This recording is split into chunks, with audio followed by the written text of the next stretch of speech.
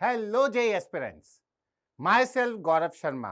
मैं आज आप लोगों का फिर से स्वागत करने जा रहा हूं एल जे यूट्यूब चैनल पे तेजस सीरीज में। जी हाँ, ये हमारी सीरीज जे एडवांस 2024 वाले बच्चों के लिए है। इस सीरीज में आने के बाद आपको एक्चुअली में रियलाइज होगा कि एडवांस के लिए पढ़ाई कैसे करनी होती है। एडवांस की प्रिपरेशन जिस तरह से हम लोग कर रहे हैं, शायद हमेशा वही ठीक नहीं है या फिर वो काफी नहीं है। एलन जब भी कुछ करता है, आपको पता है वो बेस्ट तरीके से करता है। पहली बार एडवांस की सीरीज यूट्यूब चैनल पे लेकर आया है एलन, और आप जानते ही हैं उसका नाम है तेजस। जैसे कि पहले भी मैं अपने वीडियो में आप लोगों को बता चुका हूं, एडवांस की प्रिपरेशन के लिए हमारे को 3 मेजर एस्पेक्ट्स का हमेशा ही ध्यान रखना पड़ता है। पहली बात, proficiency in all the 3 subjects, physics, chemistry and maths, and a balance between all of them. जी हाँ, सारे सब्जेक्ट्स आपकी इक्वली गुड होने चाहिए और सभी सब्जेक्ट्स में प्रोफिशिएंसी हाई हो। एडवांस एग्जामिनेशन, जे एडवांस एग्जामिनेशन अगर आपको क्रैक करना है तो एक एग्जामिनेशन एप्टीट्यूड वाली चीज है, वो भी डेवलप करनी होती है। मतलब हमें कहीं ना कहीं इस बात के लिए कई बार तैयार रहना पड़ता है कि कोई क्वेश्चन ऐसा हो सकता है जो न्यू फ्लेवर लेके आ जाए, कोई नया टच लेके आ जाए। कंसेप्ट हालांकि वही रहते हैं। इसके अलावा कभी कभी जो पैटर्न का सरप्राइज देता है एडवांस जे एडवांस पेपर, आपको पता है उसके लिए भी हमें हमेशा तैयार रहना होता है। एक और बात मैंने हमेशा से बताई है, हमारे पास ये भी एक प्रतिभा डेवलप करनी ही पड़ेगी हमें, how to read the mind of examiner. जी हाँ, तो आपके दिमाग में ये सारी बातें जो मैं डाल रहा हूं, इसमें पहली बात को तो शायद आप फिर भी कह सकते हो सर मैं बहुत मेहनत कर रहा हूं, मैंने सारे के सारे चैप्टर्स को अच्छे से किया है, मेरा फिजिक्स केमिस्ट्री मैथ्स के ऑलमोस्ट सारे चैप्टर्स में प्रोफिशिएंसी अच्छी है, मैंने बैलेंस भी बनाने की पूरी कोशिश कर ली है, पर वो अकेला काफी नहीं है। और जो मैंने बातें आपको बताई हैं, एग्जामिनेशन एप्टीट्यूड और ऐसी प्रतिभा डेवलप करना, how to read the mind of examiner, ये तो आप लोगों को हमारे साथ इस तेजस सीरीज में चलते चलते ही डेवलप हो जाएगी। जी हाँ, आपको कुछ नहीं करना, अलग से दिमाग नहीं लगाना। आप एल जे यूट्यूब चैनल पे हमारी जे एडवांस सीरीज तेजस को फॉलो करते रहिए और जे एडवांस को क्रैक करने की पूरी तैयारी कर लीजिए। तो हम लोग आज आपके लिए केमिस्ट्री के वीडियोस लेकर आए हैं। तो केमिस्ट्री में सबसे पहले अगर मेरे दिमाग में आता है तो स्टोइचियोमेट्री एंड रेडॉक्स। जी हाँ, एक तरीके से ये जे एडवांस एग्जामिनेशन का क्वेश्चंस का एक बैकबोन बन गया है। ऑफ लेट हमने देखा है कि इन्होंने ये वाले चैप्टर में से कंसेप्ट लेते हुए ऑर्गेनिक केमिस्ट्री के साथ मिक्स करके क्वेश्चंस दिए हैं, इनऑर्गेनिक केमिस्ट्री के साथ क्वेश्चन मिक्स करके दिए हैं। इनफैक्ट फिजिकल केमिस्ट्री के बाकी चैप्टर्स भी इसके कंसेप्ट के बिना अधूरे ही माने जाते हैं। तो क्यों ना हम लोग आज बढ़िया से शुरू करते हैं अपनी तेजस सीरीज में केमिस्ट्री का ये पार्ट, जिसका कि नाम है स्टोइचियोमेट्री एंड रेडॉक्स। आज मैं आपको पहला पार्ट लेकर आया हूं इस वीडियो में, यानी कि इसके बाद आपको एक और पार्ट आपको दिया जाएगा स्टोइचियोमेट्री एंड रेडॉक्स के बारे में। मैं यहाँ पे सीरीज में आपको कुछ क्वेश्चंस लेकर आया हूं। देखिए, आपको तो पता है जेई प्रिपरेशन का सिनोनिम है न्यूमेरिकल सॉल्विंग। जी हाँ, मैं हमेशा ही अपने बच्चों से कहता रहता हूं, बच्चे जेई प्रिपरेशन का मतलब क्या है? जेई प्रिपरेशन का सिनोनिम है न्यूमेरिकल सॉल्विंग, क्वेश्चन सॉल्विंग। यानी क्वेश्चन सॉल्विंग से ही आपके वो सारे एप्टीट्यूड हम डेवलप कर देंगे जो कि आपको जे एडवांस क्रैक करने के लिए चाहिए। चाहे वो प्रोफिशिएंसी का सवाल हो, चाहे एग्जामिनेशन एप्टीट्यूड का सवाल हो, चाहे वो प्रतिभा डेवलप करने का सवाल हो, how to read the mind of the examiner.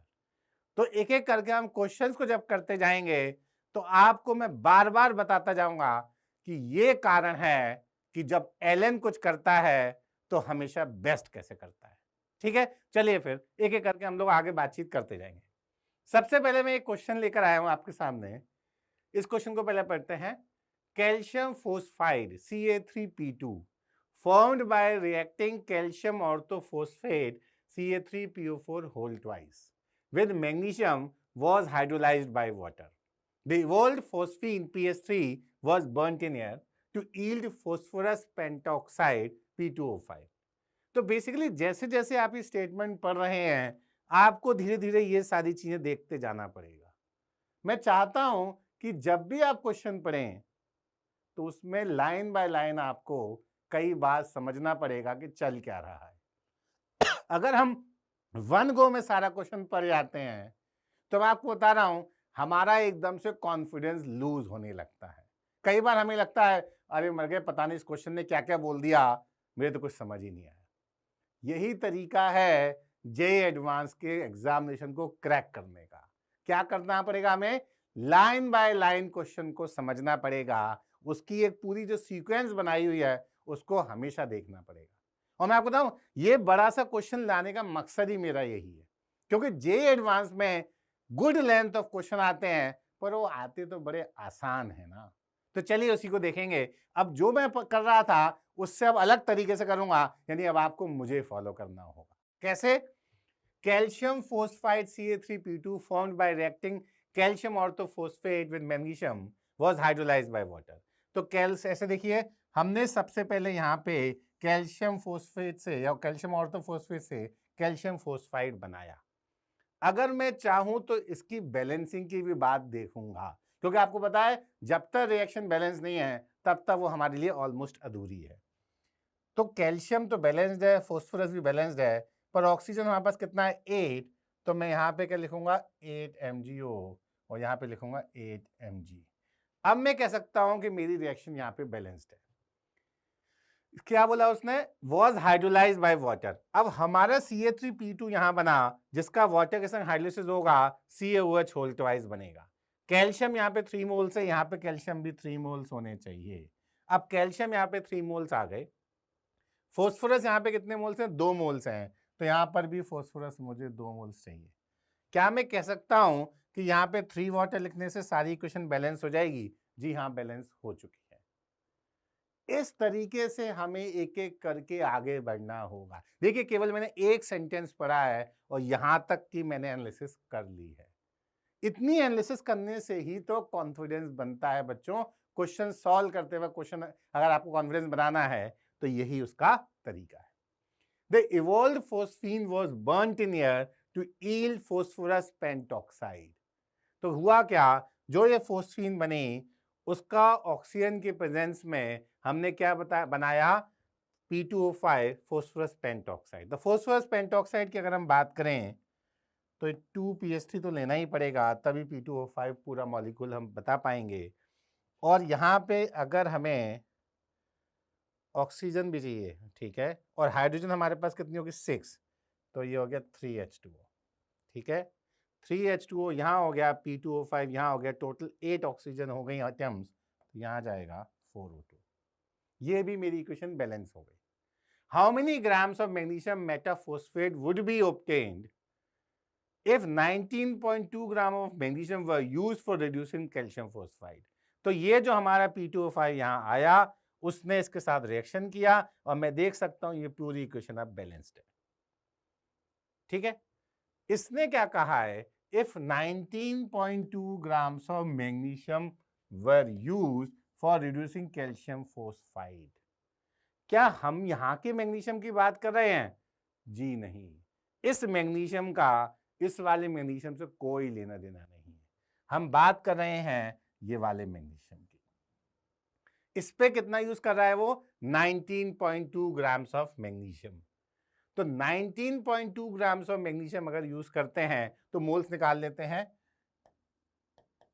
Magnesium के मोल्स आ जाएंगे ये आ गए 0.8 मोल्स। तो 0.8 मोल्स मैग्नीशियम हम लेके चल रहे हैं। If 19.2 grams of magnesium were used for reducing calcium phosphide, how many grams of magnesium metaphosphate will be obtained? तो मतलब अगर यहाँ पे हमने ये 0.8 मोल्स लिया तो आई एम श्योर ये 0.1 मोल्स ही बनेगा। और अगर ये 0.1 मोल्स बनेगा तो आप देख सकते हैं यहाँ पे मैं 0.1 लिखूंगा और यहाँ पे बनेगा ये 0.2, क्योंकि बैलेंसिंग ऑफ इक्वेशन हो चुकी है। हम आसानी से कह सकते हैं 0.1 से ये 0.2 बनेगा। और अगर ये 0.2 यहाँ पे यूज करेंगे तो ये 0.1 बनेगा, और ये 0.1 यहाँ पे यूज करेंगे तो ये भी 0.1 मोल्स ही बनेगा। अब मैग्नीशियम फोस्फेट जो है जो कि उसने मेटाफॉस्फेट जो है उसने हमसे पूछा है उसके बारे में कि उसका कितना मास बनेगा। मैग्नीशियम मेटाफॉस्फेट का मॉलिक्यूलर मास निकाल लेते हैं। 31 फॉस्फोरस का, 16 3 48, 48 और 31 फॉस्फेट का, 48 31 79 फॉस्फेट का 79 इंटू 2 कितना आ जाएगा 158, 158 और 24 कितना आ जाएगा 158 और ये 24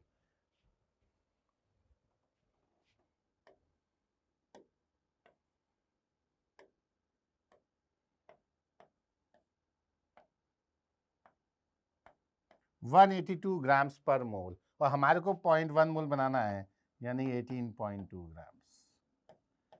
ये इतना सिंपल सा क्वेश्चन है, देख रहे हैं आप। तो अगर हमें क्वेश्चन टैकलिंग पता हो तो हम बड़ी आसानी से क्वेश्चन को टैकल करते हुए यहाँ तक ला सकते हैं। देखते हैं इसका आंसर क्या दिया है।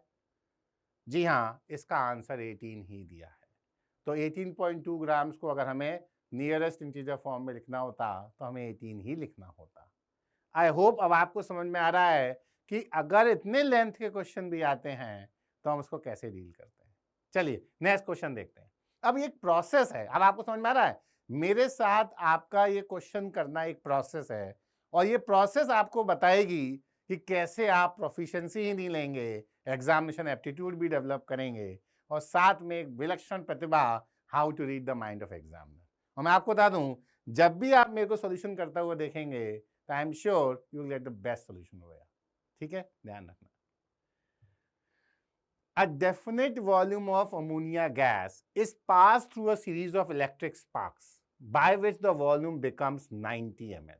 अब सीरीज ऑफ इलेक्ट्रिक स्पार्क से अमोनिया का क्या होना है, फिर उसका डिसोसिएशन हो जाना है, N2H2 बन जानी है। ठीक है, तो हम लोग एक काम करते हैं, इसको यहाँ पे लिख के बना के देख लेते हैं। Twice NH3 gaseous goes to N2 plus 3H2। तो बड़ी अच्छी सी बात है, मैंने यहाँ पे N2 और H2 बना लिया। Volume total becomes 90 ml। ठीक है, तो हमने यहाँ पे electric spark series by series बार बार कोशिश की, इसको काफी डिसोसिएट करने की कोशिश की। जो भी एक डेफिनेट वॉल्यूम हमने यहाँ पर लिया था अमोनिया का, उसका डिसोसिएशन होने के बाद फाइनली वॉल्यूम बिकम्स 90 ml। आगे देखते हैं। On washing with dilute orthophosphoric acid the volume is reduced to 84 ml। देखिए dilute orthophosphoric acid, orthophosphoric acid एक एसिड है, वो यहाँ पे जो स्पीशीज दी हैं उसमें से किससे रिएक्ट करेगा, ऑब्वियसली इस बेस अमोनिया से रिएक्ट कर जाएगा। यानी कि जो 6 ml खत्म हुआ है वो ऑर्थोफॉस्फोरिक एसिड ने अमोनिया का वॉल्यूम एब्जॉर्ब किया है। तो मैं ये कह सकता हूं कि जो भी टोटल 90 ml था उसमें 6 ml ये रहा और 84 ml ये रहा। अब इस 84 ml को ही मैं अगर ब्रेक करने की कोशिश करूं तो ये हो जाएगा 21 ml और ये हो जाएगा 63 ml, क्योंकि ये 1:3 के मोलर रेशियो और वॉल्यूम रेशियो में मिलेंगे। Which of the following statements is correct regarding the original ammonia sample? अब अगर मुझे पता है ये 21 ml या 63 ml यहाँ बने हैं तो आई एम श्योर यहाँ पर ये रहा होगा 42 प्लस 6 ml। तो 42 ml यहाँ पे अमोनिया का कंज्यूम हुआ होगा, जिसकी वजह से 21 और 63 बने और 6 ml हमारा एज इट इज बचा रह गया, और 6 और 84 90 ml उसने हमें दे रखा है। कितना सिंप्लीफाई कर दिया हमने क्वेश्चन। अब देख लेते हैं ऑप्शंस क्या है। It's original volume was 45 ml, जी नहीं, 42 प्लस 6 48 ml, तो it's original volume was 48 ml। दूसरी बात, 12.5% of the original ammonia has decomposed, जी नहीं, out of 48 42 has decomposed, तो percentage of ammonia decomposed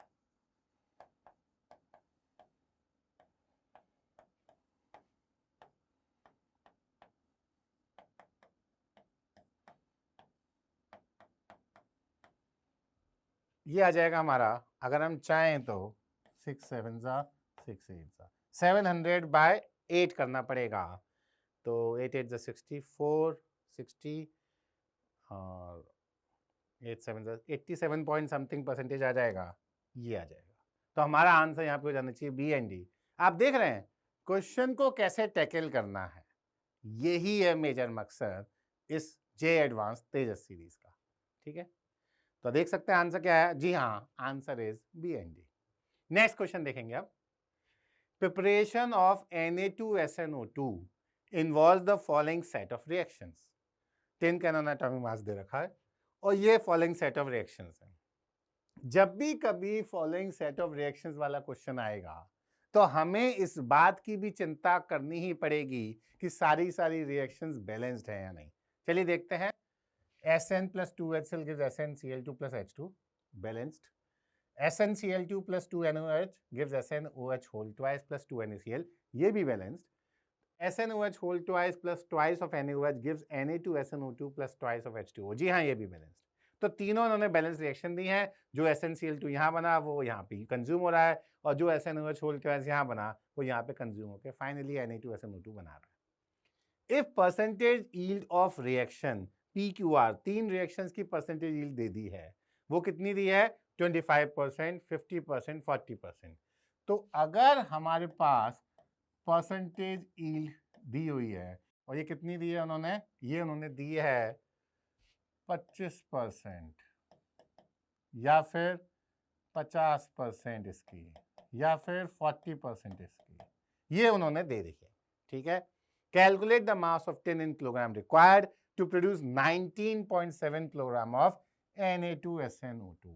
तो पहले तो Na2SNO2 का मॉलिक्यूलर मास निकालना होगा।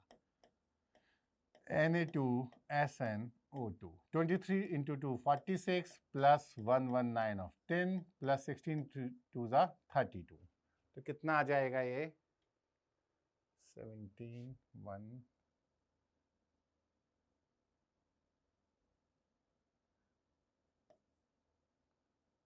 5 6 9 197 ग्राम पर मोल, ये आ गया। तो इसने बोला 19.7 किलोग्राम ऑफ Na2SNO2। तो अगर हम कहें यहाँ पे तो ये क्या हो जाएगा 0.1 किलो मोल। मैं इसको कई बार किलो मोल भी लिख सकता हूँ, जैसे हम मिली मोल लिखते हैं ऐसे हम किलो मोल लिख सकते हैं, क्योंकि किलोग्राम में अगर आपके पास मास है तो किलो मोल ही लिखेंगे ना। 0.1 किलो मोल। 0.1 किलो मोल की कहानी तो मुझे तब मिली जब मेरा 40% यील्ड था। अगर मुझे 100% यील्ड मिला होता, अगर मुझे 100% यील्ड मिला होता तो 0.1 किलो मोल नहीं 0.1 इंटू 100/40, यानी कि ये मुझे कितना मिला होता 0.25 किलो मोल। ठीक है, ये एक्सपेक्टेड होता, हालांकि एक्चुअली ये मिला है। एक्सपेक्टेड 0.25 किलो मोल कब होता, जब ये भी मेरा 0.25 किलो मोल हो जाता। 0.25 किलो मोल तो मुझे एक्चुअली यूज करना पड़ा है, तभी मैंने सोचा कि शायद मुझे 0.25 किलो मोल इसका मिलता, पर परसेंटेज यील्ड 40% होने के चलते ये 0.1 किलो मोल ही मिला। तो एक्चुअली में हमने SnOH whole twice 0.25 kilo mole consume किया है और वो मुझे यहाँ पे मिला है 0.25 किलो मोल। भाई तभी तो मैं उसको कंज्यूम कर पाया अपने नेक्स्ट स्टेप में। अब 0.25 किलो मोल मुझे जब यहाँ पे मिला है, कब, जब 50% यील्ड है, तो 100% यील्ड के चलते मुझे कितना मिलेगा 0.5 किलो मोल।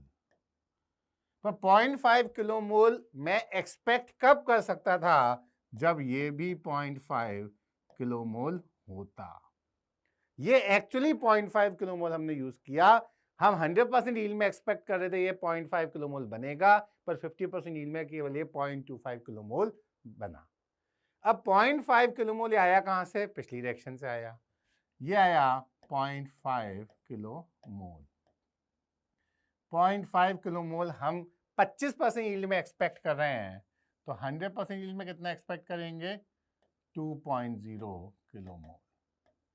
तो 2.0 किलो मोल के हमें एक्सपेक्टेशंस तब होगी जब हमारे पास 2.0 किलो मोल टिन स्टार्टिंग में होगा। हमें टिन स्टार्टिंग में कितना लेना होगा 2.0 किलो मोल। और आप देख सकते हैं इसने पूछा क्या है, calculate the mass of tin in kilogram. तो kilo mole into atomic mass will give me mass in kilograms. तो 2 इंटू 119 है ना, तो ये हो गया 238 किलोग्राम्स। तो आंसर क्या आना चाहिए? 238। मजा आया ना? देखिए मैं आपको बता रहा हूं, एक्चुअली अगर सच बात बोली जाए तो IIT JEE एडवांस एग्जामिनेशन एक इजी एग्जामिनेशन है, और इस तरीके से आप मिशन केमिस्ट्री पढ़ेंगे तो गारंटेड मैं आपसे कह सकता हूं इस एग्जामिनेशन को मैं और भी आसान बना दूंगा। देखते हैं आंसर। जी हाँ, आपका आंसर मेरा आंसर दोनों का सही आया, 238। चलिए नेक्स्ट क्वेश्चन पे चलते हैं। 0.9 ग्राम of volatile solid organic compound, molecular mass 90, containing carbon, hydrogen and oxygen, was heated with 224 ml of oxygen at 1 atm and 0 degree centigrade. तो देखिए हमने ऑक्सीजन ली है 224 ml और साथ में हमने लिया है 0.9 ग्राम सॉलिड। तो एक बात पक्की हो गई, ऐसा कोई ऑर्गेनिक कंपाउंड है जिसपे कार्बन, हाइड्रोजन, ऑक्सीजन है और वो ऑक्सीजन की प्रेजेंस में कंबस्ट किया जा रहा है। इतनी बात समझ आ रही है? और आगे देखते हैं।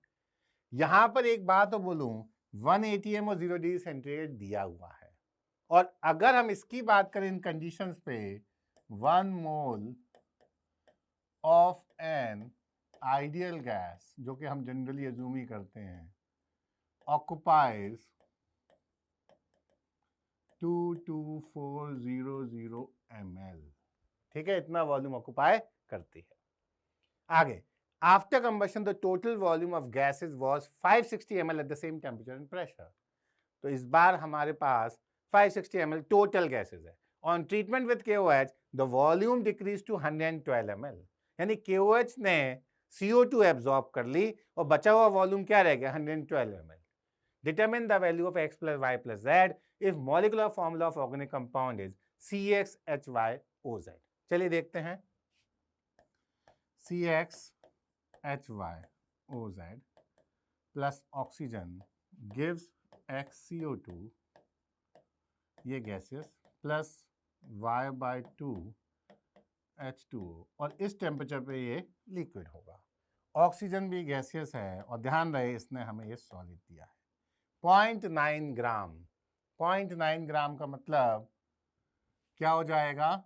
0.9/90 डेट इज 0.01 मोल। तो इसने हमें ये 0.01 मोल दिया है। अगर मैं ऑक्सीजन को बैलेंस करूं यहाँ पे तो आ जाएगा, X तो चाहिए CO2 के लिए और y/4 चाहिए वाटर के लिए, पर Z ऑलरेडी मेरे पास है तो ये Z/2 आ गया। x plus y/4 minus Z/2, तो मैंने आपको बैलेंसिंग ऑफ इक्वेशन करके यहाँ पे दिखा दिया। 0.01 मोल हमें मिला है और 224 ml ऑफ ऑक्सीजन हमें यहाँ मिली है। ठीक है, तो 224 ml हमें यहाँ मिली है और 112 ml आपने देखा था बच गई। तो CO2 हमारी जो बनी है वो 448 ml बनी है, क्योंकि तभी मैं कह सकता हूँ टोटल 560 ml गैसेस थी आफ्टर कंबशन। तो O2 कितनी हो गई? 112 ml। अब देखिए हमें एग्जामिनर का माइंड रीड करना है। कैसे रीड करेंगे इसको समझिए। उसका केवल interest x plus y plus z में है। ठीक है, चलिए, और ये भी उसने हमें बता दिया गया है कि मॉलिक्यूलर मास 90 है। तो 448 ml को देखें और इसको देखें, क्या कह सकते हैं हम? ये कह सकते हैं ये 0.02 मोल है। जी हाँ, बिल्कुल है। तो x की वैल्यू क्या हो गई? Implies x is equal to 2। अगर मॉलिक्यूलर मास निकालने की बात सोचें तो ये हो जाएगा 12x plus y plus 16z is equal to 90। ठीक है, यहां से हमने मॉलिक्यूलर मास इसका निकाला। x की वैल्यू 2 रखेंगे तो आप ही बताइए y प्लस 16z कितना आ जाएगा? 90 माइनस 24 दैट इज 66। अब ये बताइए आप, 90 माइनस 24 जो 66 आ रहा है, इस पे क्या बोलें हम? बहुत सिंपल हो गया अब ये क्वेश्चन। अब मुझे बताइए मैं y को क्या रखूं और z को क्या रखूं? अगर मैंने z को 3 रखा तो ये 48 आ जाएगा, और इस 48 को यहाँ पे और क्या चाहिए होगा? 48 को यहाँ पे 18y चाहिए होगा। 18y तो किसी हालत में नहीं आ सकता 2 कार्बन के साथ। ठीक है, 16 4 या 64 रखेंगे, z की वैल्यू को 4 रखेंगे, तो जैसे ही z की वैल्यू को 4 रखेंगे y की वैल्यू हो जाएगी 2। तो मैं इजीली कह सकता हूं this implies y is equal to 2 and z is equal to 4। तो आपके पास x की वैल्यू भी है, y की वैल्यू भी आ गई और z की वैल्यू भी आ गई। एग्जामिनर चाहता ही नहीं था हम ये सारी वैल्यूज यूज कर करके बार बार कैलकुलेशन करें। मैं आपको फिर बोल रहा हूं, you have to read the mind of examiner. उसने हमेशा कुछ डेटा ऐसा दिया होता है कि आप खुद सोचें कि ये डेटा जो दिया है उसके बेसिस पे आपको उसका माइंड रीड करना है। तो आप you are actually trying to understand what I meant to say in the beginning. मैंने स्टार्टिंग में आपको बोला था there should be a way to create such an aptitude that we have to read the mind of examiner. तो देखिए we read the mind of examiner और बिना ज्यादा कैलकुलेशन किए x plus y plus z 2 plus 2 plus 4, answer क्या आ जाएगा 8। ठीक है, आंसर देखते हैं इसका। जी हाँ, आंसर इसका 8 है। अब आपको समझ में आ रहा है how to create all these aptitudes over and above the proficiency. हमें अपने सब्जेक्ट में तो महारत हासिल करनी है, हमें साथ में एग्जामिनेशन एप्टीट्यूड भी चाहिए, और एक ऐसा एप्टीट्यूड भी चाहिए that we should always be well prepared to read the mind of the examiner. ये क्वेश्चन ये बताने के लिए था। चलिए और देखते हैं। To check the principle of multiple proportions, a series of pure binary compounds PM, Q and were analyzed and the composition is tabulated below. The correct options is R। और इसने कंपाउंड 1 2 3 के percentage by mass of P N Q दे दी। आपको पता है एक बात, मुझे याद भी नहीं है कि प्रिंसिपल ऑफ मल्टीपल प्रोपोर्शंस क्या था। कई बार ऐसा होता है ये पढ़ते ही लगने लग जाता है ओ माय गॉड क्या था प्रिंसिपल ऑफ मल्टीपल प्रोपोर्शन, मुझे याद नहीं आ रहा, मैं पढ़ के तो आया था। इतना ज्यादा प्रेशर लेने की जरूरत नहीं होगी, पढ़ते हैं ना वो क्या कह रहा है। हर समय एक तसल्ली रखनी होगी, एक पेशेंस रखना होगा, समझना पड़ेगा कि जो लिखा है क्या सब कुछ हमें आना जरूरी है। जी नहीं, जो लिखा है केवल उसको पढ़ पढ़ के समझने से भी कई बार क्वेश्चंस हो जाएंगे। देखते हैं, इन्होंने तीनों कंपाउंड्स का पीओ क्यू का जो भी परसेंटेज बाय मास था वो दे रखा है। If empirical formula of compound 3 is P3Q4, अगर एम्पेरिकल फॉर्मूला उन्होंने दे रखा है, देखिए परसेंटेज बाय मास से तो काम चलेगा नहीं एम्पेरिकल फॉर्मूला की, हमें तो परसेंटेज बाय मोल चाहिए, तो परसेंटेज बाय मोल निकालना होगा। तो अगर मैं कंपाउंड 3 का परसेंटेज बाय मोल निकालूं, ठीक है, कैसे आएगा 40 upon MP is to 60 upon MQ। MP और MQ क्या है, एटॉमिक मास ऑफ PNQ, और ये अब ये रेशियो क्या आ जाना चाहिए मेरा 3:4। ठीक है, अगर मैं यहां से निकालने की कोशिश करूं तो ये क्या आएगा 40 upon MP into MQ by 60 is equal to 3/4, यानी कि MQ बाय 60 कितना आ जाएगा, MQ बाय MP कितना आ गया 3/4 इंटू 60/40,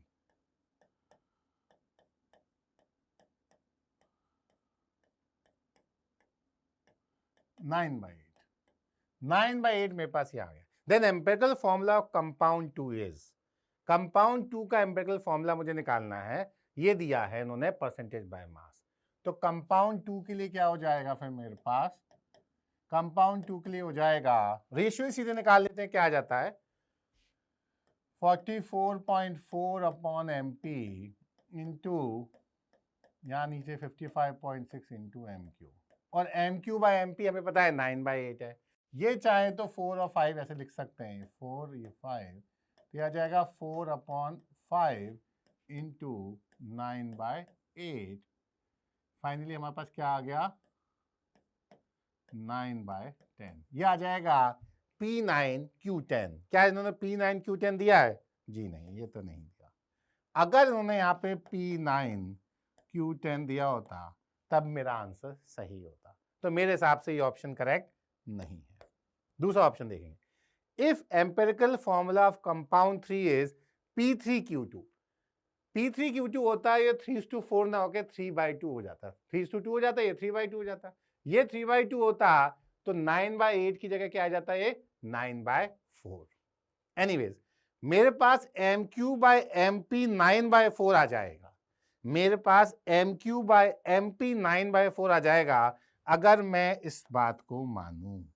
तो देख लेते हैं, मेरे पास MQ/MP 9/4 आ गया। And atomic mass of element P is 20, then the atomic mass of element Q is 45. तो क्या ये सही है? 45/20 भी 9/4 है? जी हाँ, बिल्कुल।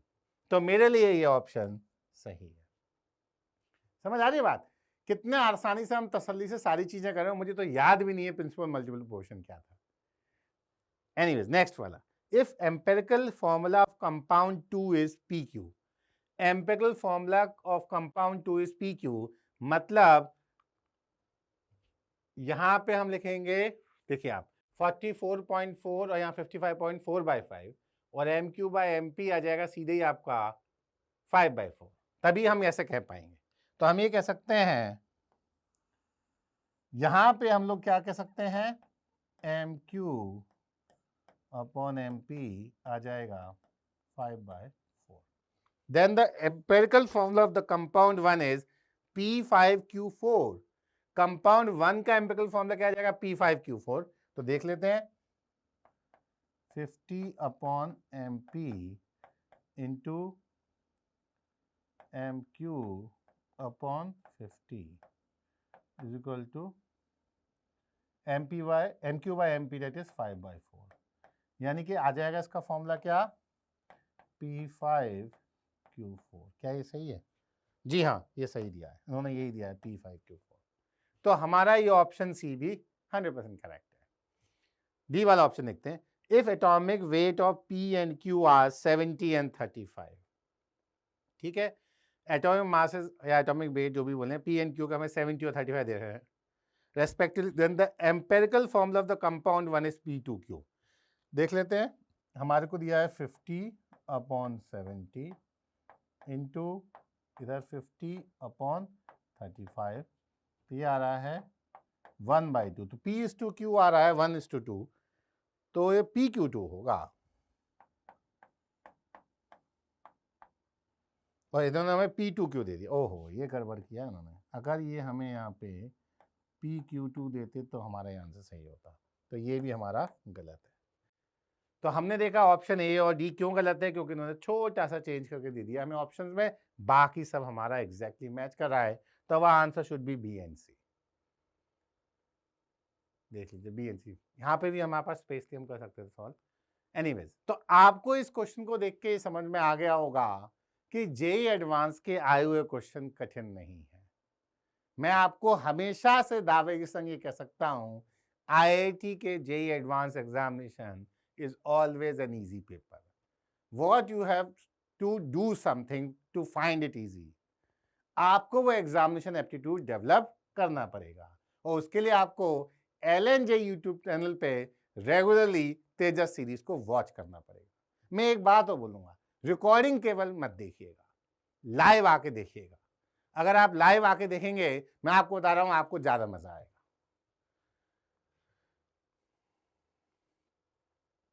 1 gram of dry green algae absorbs 5 moles of CO2 per hour by photosynthesis.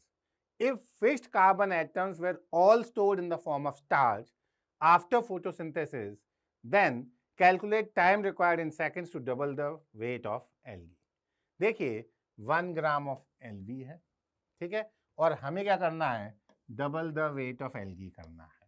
तो बेसिकली हमारे को क्या करना है, 1 gram extra mass to be stored as starch. 1 gram extra mass to be stored as starch, ये हमें चाहिए, ठीक है। उसने बोला it absorbs 5 moles of CO2 per hour, तो हम ये कह सकते हैं 60 इंटू 60 सेकेंड्स में ये क्या करती है, 5 मोल CO2 एब्जॉर्ब करती है।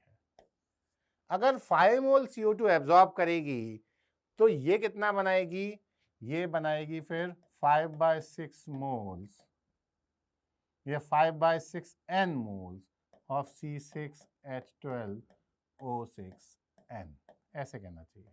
ये क्या करेगी, 5/6 N मोल्स बनाएगी। तभी आप देखिए, तभी आप देख सकते हैं कि हमारा कार्बन बैलेंस्ड हुआ। 5 मोल कार्बन है, यहां पे कितना था 5N into 6/6N, 5N into 6/6N, तो 5 मोल्स कार्बन ही है। अगर मैं इसका मास यहां निकालूं तो कितना आएगा, ये आ गया 180N, N था ना यहाँ पे, हाँ, तो ये आ गया 5 इंटू 180N अपॉन 6N, ये आ गया 150 ग्राम्स। तो 150 ग्राम्स उसने स्टोर किया 60 इंटू 60 सेकेंड्स में। अब वो क्या चाह रहे हैं, 1 सेकेंड में कैसे स्टोर करेंगे, 1 सेकेंड में कितना करेंगे, बस नहीं सॉरी, इसने तो कहा हमें 1 ग्राम स्टोर करना है, I am so sorry, 1 second नहीं कहा उसने, 1 ग्राम बोला है, आई बेग योर पार्डन, उसने 1 ग्राम बोला है।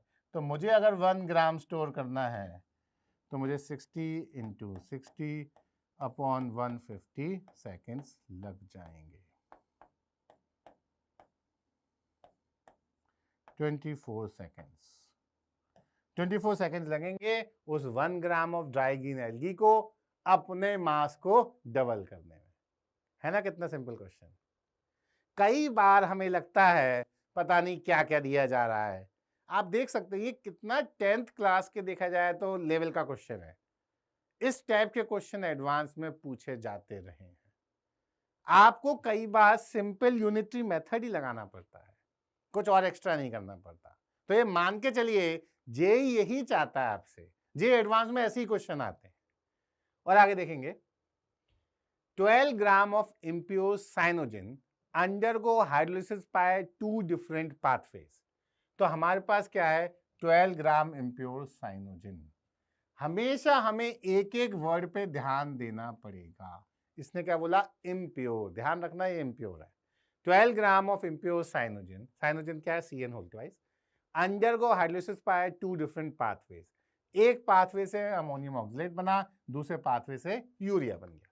The exact amount of urea was obtained when 11.52 gram of pure ammonium carbonate was heated. जितना यूरिया यहां बना उतना ही यूरिया हमें कब मिला, जब हमने 11.52 grams of pure ammonium carbonate को हीट किया था। मैं आपको बता रहा हूं, मेरी आदत ही नहीं है कि जब तक इस वाले डेटा को एनालाइज ना कर लूं मैं आगे क्वेश्चन भी पढ़ूं, क्योंकि मेरे मन में हमेशा प्रेशर आ जाएगा। आपको भी यही करना है, इसलिए मैं बार बार ये सब चीजें बता रहा हूं। कुछ चीजें ऐसी होती है ना जो आप साथ रह के साथ पढ़ के मेरे संग सीखोगे, बुक्स में लिखी हुई नहीं मिलेंगी। और वही होता है एग्जामिनेशन एप्टीट्यूड, और ये खास तौर से इंपॉर्टेंट है जे एडवांस एग्जामिनेशन। समझिए इस बात को। तो अमोनियम कार्बोनेट को हम लोग हीट करेंगे और हम बनाएंगे यूरिया, और जब ये यूरिया बन जाएगा तो हमारे पास ये क्या और संग में मिलेगा, वाटर। ओके, इसका अगर मैं मॉलिक्यूलर मास देखूं, 14 + 4 18, 18 × 2 36, 36 और 60 96। तो ये हमारे पास 96 ग्राम्स का है, ग्राम्स पर मोल, 11.52 है ना, सॉरी,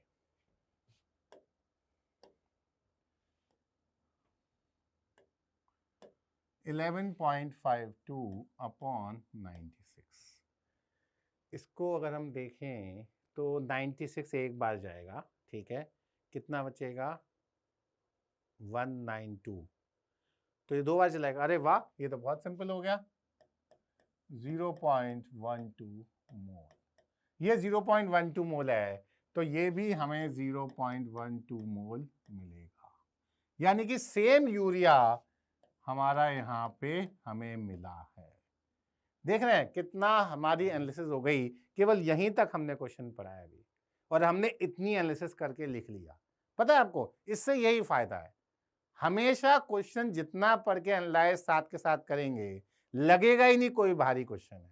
अदरवाइज बड़े बड़े क्वेश्चन देख के आप घबरा जाते, बोलते हैं अरे भैया जेईई एडवांस पेपर मुश्किल है। नहीं जी, जेईई एडवांस पेपर बिल्कुल मुश्किल नहीं है। नेक्स्ट वाला पार्ट और देखते हैं क्या लिखा है।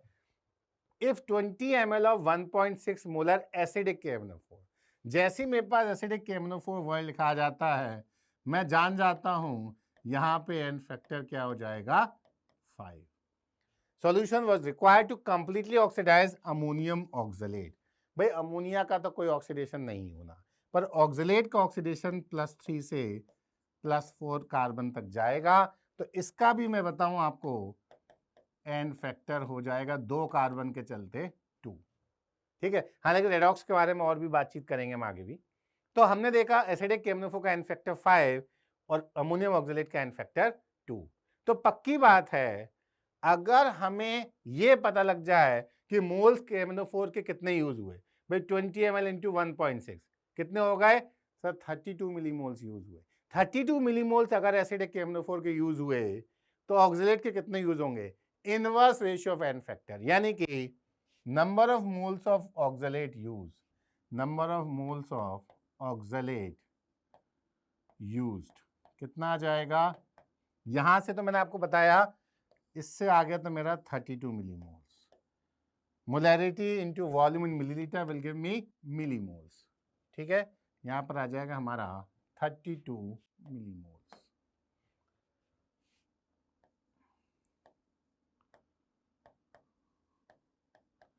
तो यहां पर हो जाएगा 32 millimoles into 5/2 n factor of KMnO4 upon n factor of oxalate, ammonium oxalate. तो फाइनली ये आ जाएगा मेरे पास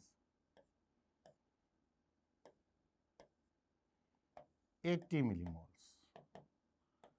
80 मिलीमोल्स को चाहूंगा तो लिख सकता हूं 0.08 मोल्स। ठीक है, तो जो हमें अमोनियम ऑक्सलेट यहां मिला, जो यहां से आया, वो हमारा इतना KMnO4 कंज्यूम कर गया। अब आप ही बताइए, यहां पे कार्बन की बैलेंसिंग अगर मैं करूं तो ये भी 0.08 मोल्स होगा, और यहां भी करूं तो मुझे बैलेंसिंग के लिए यहां पे ये लिखना पड़ेगा डबल। Okay,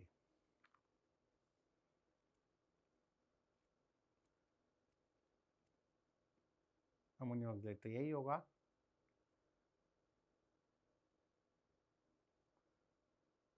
that's great. तो नहीं, ये तो सही नहीं होगा, नाइट्रोजन फिर कहाँ से आएगी। अच्छा, CO2 भी तो निकली होगी। I am sorry, I beg you pardon, ये इसको हम ऐसे नहीं लिख सकते, हम इसको कार्बन भी तो लिखना पड़ेगा हमें। तो फाइनली यहाँ पे और क्या बनेगा, CO2 भी बनेगी। क्या अब ये बैलेंस्ड है, देख लेते हैं। C2N2 2H2O, एक ऑक्सीजन और कुछ है गड़बड़, यानी कि मुझे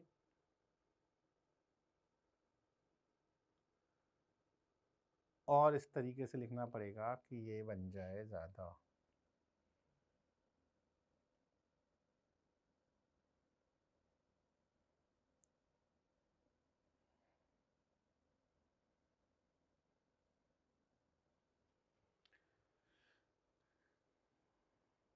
CO भी बन सकती है, छोड़िए उस पर नहीं जाते। फाइनली मुझे इतना तो पता है, क्योंकि अगर मैं चाहूँ तो इसको लिख सकता हूँ, शायद CO बनेगी फॉर एग्जाम्पल, अगर ऐसा हुआ है।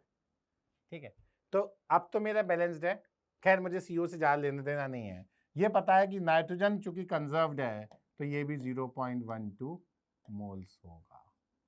एनीवेज, अब percentage purity of Cyanogen, total Cyanogen मेरे पास कितनी है, टोटल साइनोजन है मेरे पास जो मैंने यूज की है 0.2 मोल।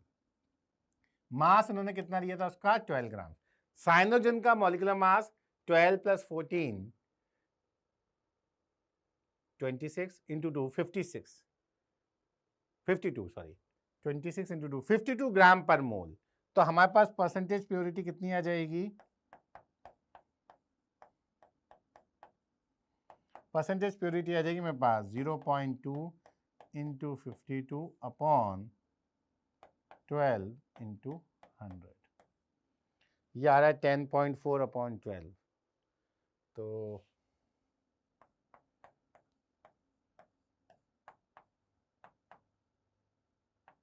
12 8 ज़ा 96, 80, 12 7 ज़ा 84, 87.5%, 87.5% प्योर आ रहा है ये। Percentage progress of reaction in two different pathways, देखिए यहाँ पे 0.08 मोल साइनोजन खर्च हुई है, यहाँ पे 0.12 मोल साइनोजन खर्च हुई है, तो 40% यहाँ से गया है रिएक्शन, 60% यहाँ से गया है रिएक्शन। देखते हैं क्या करिए आंसर। अच्छा 86.67 आ रहा है, हो सकता है मैंने कैलकुलेशन में भी ध्यान नहीं दिया हो, इसको और दोबारा से कर लेते हैं।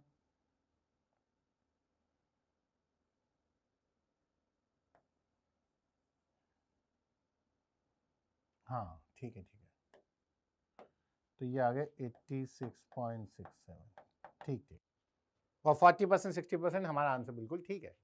तो आप देख सकते हैं यहाँ पे कि हमने कितनी आसानी से, बल्कि मुझे तो लगता है इसकी ज़रूरत ही नहीं है कि हम इसको भी लिख के छोड़े। यहाँ पे क्या हो रहा है, हमने नाइट्रोजन कंजर्व कर ली, काफ़ी है, ठीक। तो ये हमारा फाइनली इस तरह से हम इसको कर लेंगे।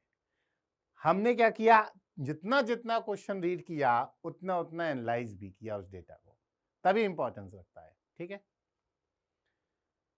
एक और question, the synthesis and characterisation of gold nano particles is currently an active research area. The Brust Schiffrin method for the synthesis of gold nanoparticle allows the facile preparation of thermally stable and air stable gold nanoparticles of reduced polydispersity with a controlled size distribution ranging in diameter between 1.5 and 5.2 nanometer। अब आ गया कुछ नया, मैंने कहा था ना JEE advance में कुछ ना कुछ तो ऐसा देगा कि आपको वो सोचने पे मजबूर करेगा।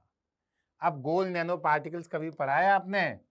भाई सिलेबस में कभी कहीं किसी ने नहीं पढ़ा है, तो अब ये क्वेश्चन कहाँ से आ गया? मतलब अब आपको नए के लिए समझदारी से काम लेना है। तो कैसे लेंगे समझदारी से काम? इसको समझेंगे एग्जैक्टली लिखा क्या है। फिर से पढ़ते हैं, the synthesis and characterisation. Synthesis मतलब हम लैब में कहीं बना रहे हैं, ठीक है। The synthesis and characterisation of gold nano particles is currently an active research area. तो हमें गोल्ड नैनो पार्टिकल्स बनाने हैं और ये करेंटली हमारे एक बढ़िया रिसर्च एरिया में भी इंक्लूड होता है। The Brust Schiffrin method for the synthesis of gold nano particle allows the facile preparation of thermally stable and air stable gold nanoparticles। तो बेसिकली कोई ऐसा मेथड है जो साइंटिस्ट ब्रूस्ट और शिफरिन के नाम पर है, और उससे उन्होंने कुछ फेसाइल प्रिपरेशन किया है जो कि थर्मली भी स्टेबल है और एयर स्टेबल भी होते हैं हमारे gold nano particles of reduced polydispersity. तो जो भी पॉलीडिस्पर्सिटी वो कम हो गई with a controlled size distribution ranging in the diameter between 1.5 to 5.2 nano. तो जो हमारे नैनो पार्टिकल्स हैं उनका डायमीटर का रेंज 1.5 से 5.2 नैनोमीटर के बीच का है, जो हम यहाँ पे इस मेथड से बना रहे हैं। इतनी बात मेरी अब तक समझ में आ गई। बाकी क्या हुआ, पॉलीडिस्पर्सिटी वगैरह बहुत कुछ नहीं भी समझ में आया, मैं भी घबरा नहीं रहा, देखते हैं आगे पढ़ते हैं क्या होगा, क्योंकि इस क्वेश्चन के थ्रू ही मुझे टॉप रैंक मिलेगी जेईई एडवांस में, ये मेरे दिमाग में है। The preparative procedure is briefly described as follows. अब वो प्रिपरेशन कैसे हो रहा है उस प्रोसीजर को भी बता रहे हैं। और ये पता है कॉम्प्रिहेंशन है, मतलब इसको अगर समझ लेंगे तो हम शायद आगे बढ़ेंगे। An aqueous solution of hydrochloric chloride is mixed with टॉलिन solution, ठीक है। तो हमने यहाँ पे क्या किया, हाइड्रोक्लोरिक क्लोराइड का एक एक्वस सोल्यूशन लिया, इसको मिक्स किया टॉलिन के सोल्यूशन से of tetra N octyl ammonium bromide. Tetra N octyl, n octyl को 4 बार लिया नाइट्रोजन के संग, तो टेट्रा एन ऑक्टाइल अमोनियम बन गया और ब्रोमाइड। तो मेरे दिमाग में तो ये पिक्चर्स ही आ रही है, n octyl tetra N octyl ammonium bromide. Okay, tetra N octyl ammonium bromide. मैं बता ये सब पिक्चराइजेशन करता है तो सब मुझे चीज़ आसान लगे, ठीक है। The solution is mixed with dodecanethiol.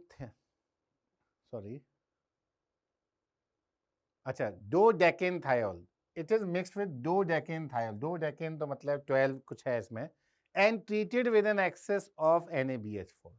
NaBH4 के साथ excess में हमने treat किया. The formation of gold nanoparticles is evidenced by the immediate pronounced darkening of toluene phase. तो देख रहे हैं आप, जो हमारे पास एक्वा सॉल्यूशन था उसको हमने मिक्स किया tetra N octyl ammonium bromide से. The solution is mixed with dodecanethiol and treated with an excess of NaBH4.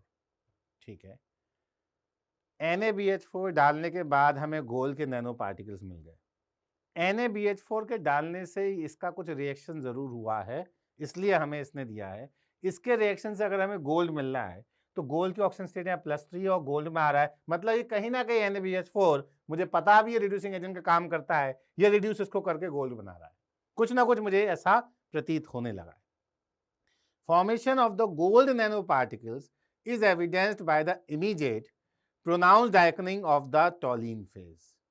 टॉलीन phase, अब क्या हुआ है, टॉलीन है हमारा ऑर्गेनिक सब्सटेंस, और यहां पे गोल्ड नैनो पार्टिकल्स आ गए हैं और उन्होंने क्या किया, कुछ डार्कनिंग सा एक फेज बनाया है टॉलीन का. After 24 hours the toluene solvent is removed with a rotary evaporator. तो जो टॉलीन का सॉल्वेंट है जिसमें सब घुला हुआ है, उसको रोटरी इवेपोरेटर से हमने उसको इवेपोरेट कर दिया, and the resulting solid washed on a frit with ethanol and hexane to remove excess thiol. तो जो excess thiol था वो भी किसी तरीके से हमने रिमूव किया with ethanol and hexane. ठीक है, कुछ सॉलिड बचा रहेगा तो गोल्ड नैनो पार्टिकल्स ही बचे रहेंगे. These gold nanoparticles can be repeatedly isolated and redissolved in common organic solvent. Okay, यही कॉमन ऑर्गेनिक सॉल्वेंट में हम वापस से गोल्ड नैनो पार्टिकल्स को लाते जाएंगे और इस तरह से इवेपोरेट करके और किसी से वॉश आउट करेंगे एक्सेस थायल को और हमें गोल्ड नैनो पार्टिकल्स मिलेंगे. कुछ कुछ मुझे हल्का हल्का सा मुझे बस इतना सा समझ में आया है. These gold nanoparticles can be repeatedly isolated and redissolved in common organic solvent without irreversible aggregation or decomposition. तो हमारे पास इस तरह से हमने इसका एग्रीगेशन डिकम्पोजिशन कर दिया गोल्ड नैनो पार्टिकल्स का. अब देखते हैं और क्या लिखा है आगे. अब इस पर क्वेश्चन आ गया, is the methodology for this fabrication referred to a top down or bottom up approach? Select your answer from the following choices. अब ये कह रहे हैं ये जो मेथोडोलॉजी बताई है गोल्ड नैनो पार्टिकल्स की, ये टॉप डाउन अप्रोच है या बॉटम अप अप्रोच. ये क्या होती है top down approach bottom approach? भाई हमने तो जेईई में ऐसा कुछ पढ़ी नहीं है अप्रोच. चलिए देखते हैं. Top down approach which entails reducing the size of the smallest structures to nanoscale. Top down approach का मतलब ये कहना चाह रहा है कि हमने कुछ बड़ा साइज का लिया जिसके साइज को रिड्यूस करते करते करते करते करते हम नैनो पे पहुंच गए. Okay. Bottom up approach which involves manipulating individual atoms and molecules. मतलब हम इंडिविजुअल एटम्स और मॉलिक्यूल्स के साइज को बढ़ा रहे हैं. बॉटम अप मतलब साइज बढ़ा रहे हैं. टॉप डाउन का मतलब साइज डिक्रीज करना हुआ, तो बॉटम अप का मतलब साइज इंक्रीज करना हुआ. तो हम क्या कर रहे हैं, इंडिविजुअल एटम्स और मॉलिक्यूल्स के साइज को बढ़ाते बढ़ाते उनको नैनो पार्टिकल बना रहे हैं. ओके. एटम और मॉलिक्यूल तो वैसे भी एंगस्ट्रॉम के साइज के होते हैं, तो नैनो बनाने के लिए कुछ ना कुछ उनको बड़ा करना पड़ रहा है, उनको जोड़ जोड़ के कुलीज करके बड़ा करना पड़ रहा है. तो कौन सी हमारी मेथोडोलॉजी है इसको देखते हैं. देखिए, हाइड्रोऑरिक क्लोराइड में गोल्ड का आयन था जो NaBH4 से कहीं ना कहीं रिड्यूस हुआ और यहाँ पे हमें मिला as the darkening of the toluene phase. ठीक है. तो भैया अगर एटम और आयन से, ये हमने एटम को जब मतलब Au+3 ऑक्सीजन स्टेट में इसको जब हमने रिड्यूस किया, Au का एटम बना और वो एटम्स मिलजुल के ही डार्कनिंग ऑफ टॉलीन फेज के लिए रिस्पॉन्सिबल हैं, जो कि हमारे गोल्ड के नैनो पार्टिकल्स हैं. तो ये बात तो पक्की हो गई, हमने ऐसा कहीं कुछ गोल्ड का बड़ा सा मास लेके उसको फाइन में तोड़ के smallest particles of nano size नहीं बनाया. हमने इनफैक्ट एटम्स को बनाया है by the reduction of HAuCl4 with the help of NaBH4. तो मेरे ख्याल से तो bottom up approach should be the right answer. जी हाँ, bottom approach is the right answer. आपको लग रहा है यहाँ पे कुछ खास केमिस्ट्री लग रही है? नहीं, पर हमें इतनी मेहनत तो करनी पड़ेगी कि हम इस क्वेश्चन में अपना पेशेंस कायम रखें और फाइनली ये सोचें, देखिए यही क्वेश्चन है जो मुझे टॉप 10 AIR देने वाला है।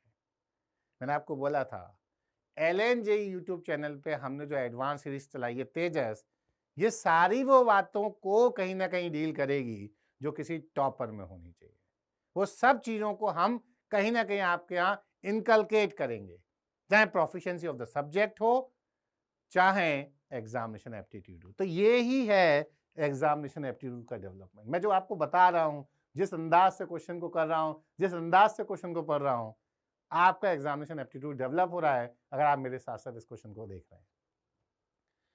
और एग्जाम्पल देखते हैं, इसी पे बेस्ड है। देखिए, the trimethyl n octyl ammonium bromide, मतलब अब थोड़ा सा इन्होंने शायद ट्राइमिथाइल एन ऑक्टाइल, ये भी एक लगा हुआ है अमोनियम ब्रोमाइड, ठीक है। Can also be use as a phase transfer agent. Phase transfer, देखिए पहले ये एक्वस सॉल्यूशन में था, it can carry AuCl4 from an aqueous phase to organic phase. बड़ी सिंपल सी बात है, हमें AuCl4 जो कि आयनिक है, जो एक्वस सॉल्यूशन यानी वाटर पोलर सॉल्वेंट वहां सॉल्युबल था, वहां से हमें इसको ऑर्गेनिक फेज में लाना है, क्योंकि ऑर्गेनिक फेज में लाने के बाद ही टॉलिन में जो डार्कनिंग सा जो हुआ था वो हमें मिलेगी। टॉलिन में ही मिलेंगे हमें गोल्ड के नैनो पार्टिकल्स, मतलब नॉन पोलर ऑर्गेनिक फेज में। Which property does trimethyl N-octyl ammonium bromide possess to function as an efficient phase transfer agent? मतलब ऐसा कुछ है इसमें N-octyl ammonium bromide में कि ये इस फेज ट्रांसफर में फैसिलिटेट कर रहा है, हेल्प कर रहा है। Select your answer from the following choices. One side of the molecule is electropositive, the other side is electronegative. क्या इसको देख के कुछ लगेगा one side of the molecule? नहीं, कुछ ऐसा नहीं सोच सकते, या तो ये आयन से या फिर कुछ नहीं, ठीक है। One side of the molecule is hydrophilic, the other side is hydrophobic, ये सोच सकते हैं हम। देखिए, जहां पे N पे प्लस चार्ज है वो तो मेरे लिए हाइड्रोफिलिक हो गया, वाटर लविंग हो गया, पर ये N ऑक्टेन, ये लंबी सी चेन जो दी हुई है, ये क्या हो गया, एल्केन वाला पार्ट, यानी कि ये क्या होगा, हाइड्रोफोबिक पार्ट। याद है सरफेस केमिस्ट्री में भी आपने कुछ कुछ ऐसा कभी पढ़ा है। सोप्स भी तो ये होता है, एक कॉर्नर उनका 4 स्पीशीज होती है और दूसरे कॉर्नर उसका हाइड्रोफोबिक एल्काइल लेंथ होती है, ठीक है। ये तो मुझे लग रहा है, और कहीं ना कहीं हम ये भी कह सकते हैं इस आयन को पकड़ने में जिम्मेदार ये N+, और टॉलिन के अंदर उसको बनाए रखने के लिए ये एल्काइल चेन रिस्पॉन्सिबल। तो मतलब एक एंड आयन को पकड़े बैठा है और दूसरा एंड N ऑक्टाइल वाला टॉलिन फेज में इसको स्टेबल बना रहा है। One side of the molecule is hydrophilic, the other side is hydrophobic, या फिर तीसरा कहेंगे one side of molecule is acidic, the other side is basic. इसका तो कोई खास रोल नहीं है, तो मेरे ख्याल से तो यही सही तरीका है, इसी तरीके से हमारा ये काम हुआ है। दैट्स ग्रेट, बिल्कुल सही आंसर। देख रहे हैं आप, हमें खुद को पुश करना पड़ेगा ऐसे क्वेश्चंस में, तभी आंसर निकल के आएंगे, अपने आप आंसर कुछ नहीं निकलने वाला। और देखते हैं, what is the function of NaBH4 in this preparation? Select to answer from the following choices: reducing agent, oxidizing agent, neutralization agent, complexing agent. देखिए कॉम्प्लेक्स कहीं बना नहीं, न्यूट्रलाइजेशन में कुछ काम हुआ नहीं, ऑक्सीडाइजिंग एजेंट भी नहीं था, ये रिड्यूसिंग एजेंट है। इस पे तो मुझे वहीं पे दिख रहा था NaBH4 यूज हो रहा है, Au+3 स्टेट से 0 ऑक्सीजन स्टेट में आ रहा है, तो रिड्यूस ही हो रहा है, ठीक है। जी हाँ, रिड्यूसिंग एजेंट। और भी क्वेश्चन है भाई इस कॉम्प्रिहेंशन में, बढ़िया। देखो हमारा इस कॉम्प्रिहेंशन पे इतना ज़्यादा पेशेंस से काम करना कितना ज़्यादा बड़ा रिवॉर्ड दे। देखिए चौथा क्वेश्चन आ गया इस पे, if the average diameter of a gold nano particle is 3 nanometre, तो डायमीटर इसका 3 नैनोमीटर है, तो रेडियस में लिख लेता हूँ 1.5 nanometre. What is the estimated number of gold atoms in each nanoparticle? The atomic radius of gold is 0.144 nanometer. Select your answer from the following choices and show your। देखिए total volume gold nano particle का क्या आ जाएगा 4/3 पाई 1.5 का cube, और एक gold particle का volume कितना आ जाएगा 4/3 पाई 0.144 का क्यूब।